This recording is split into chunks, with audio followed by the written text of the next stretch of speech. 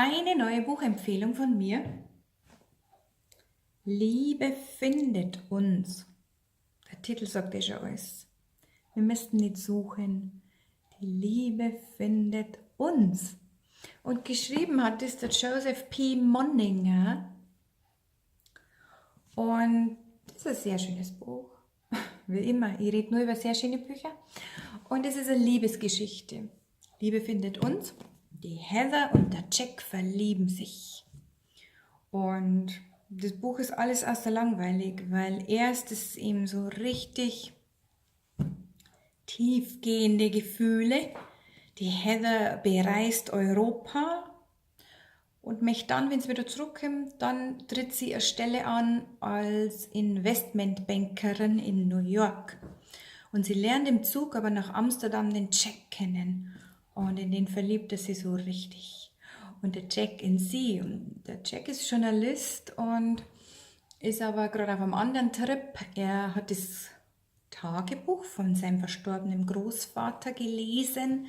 Und der Großvater hat verschiedene Stationen in Europa kennengelernt und hat da was drüber geschrieben. Und Stationen jetzt nicht die großen Städte, sondern so Orte in Paris, Amsterdam, in der Schweiz, wo es ruhig ist, wo du was Außergewöhnliches erleben kannst.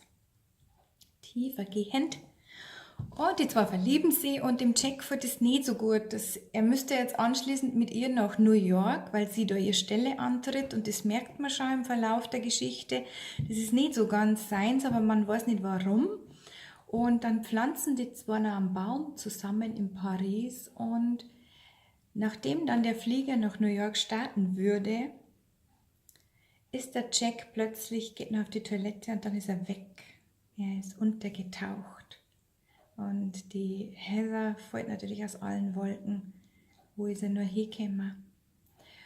Und erst ist eine Wut da und sie geht dann allein nach New York und sie tritt die Stelle an und macht tapfer ihren Job, aber sie bringt den Jack einfach nicht aus dem Kopf und darum muss sie ihn finden. Sie muss wissen, warum er plötzlich kalte Füße gekriegt hat und nicht mit ihr nach New York gegangen ist.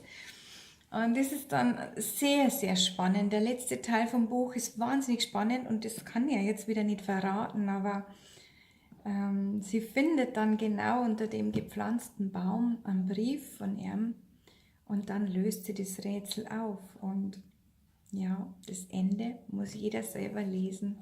Liebe findet uns. Kann ich empfehlen, lesenswert.